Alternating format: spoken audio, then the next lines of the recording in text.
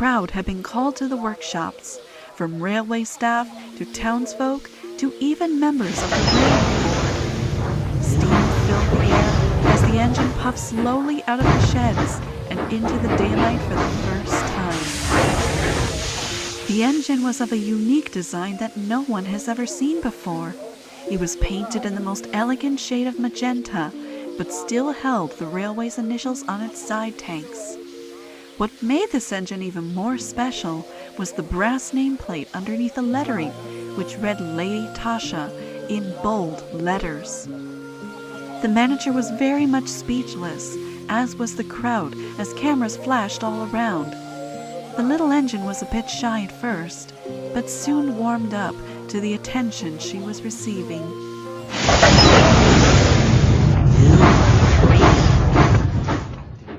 The engine was soon put to work. The crews were surprised at how smoothly she ran along the rails, and her immense strength was a massive help in hauling the heavier trains. So well that the railway was starting to turn profits once again.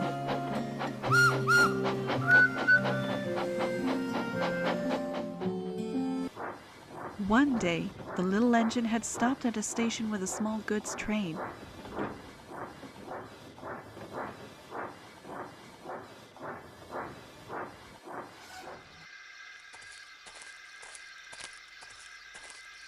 The driver and fireman had just uncoupled her and prepared her for shunting when they were called over to the station master's office.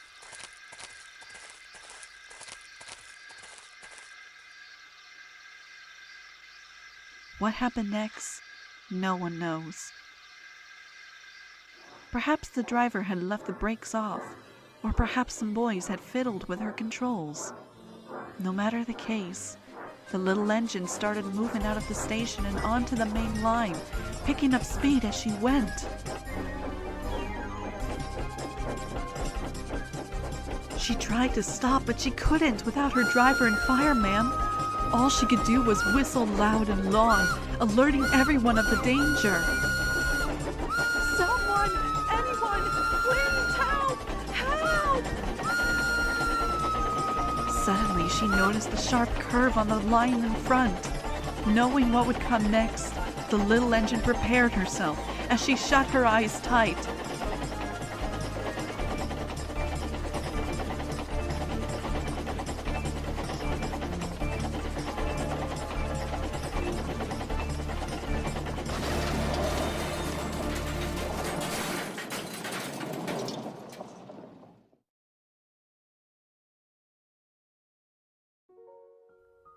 A works crew was called to the scene and prepared for the rescue. But when they peered over to where the tracks stood above from, there was no sign of the little engine anywhere. They searched the entire area but found no trace of her. The manager ordered a search party to find the little engine. Everyone searched all across the island, but to no avail. One late cold winter night, Britt was returning home after a long day of work. But as he was about to open the door to his cottage, he heard a noise. It was faint, but he thought he could hear the sounds of a steam engine's whistle, followed by the sounds of puffing coming towards the little station where he used to stand. The sounds were getting louder and closer, all too recognizable to the old man as a smile formed upon his face. Without thinking, he ran down to the platform, hoping to see who was coming along the track. As he stopped within the station, he saw bright golden light starting to fill the area. With the sounds of the engine coming into the platform, there was a big whoosh of steam. It was so bright, Britt had to cover his eyes. When the light dimmed down and the steam cleared, Britt opened his eyes and stood aghast. There, standing in front of him, was an all-familiar magenta-looking engine, but she somehow looked different.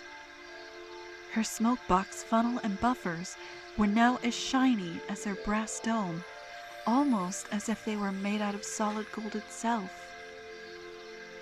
He also noticed the word lady written on her side tanks. It looked as if it was his own handwriting. After a few moments, the engine finally spoke. "Do not be so confused, Burnett, for it is still I, your creation. I was saved by the gods above, those who have bestowed me with this gift of a new life. I am the one who must bring balance and life upon the rails across the country. You've done your part, Burnett, but now it is my turn to do mine." Snowflakes soon started to fall down from the sky. The little engine looked beyond and smiled. "It seems my visiting time is up. Promise me this, Burnett. Promise me that you shall tell everyone of my tale.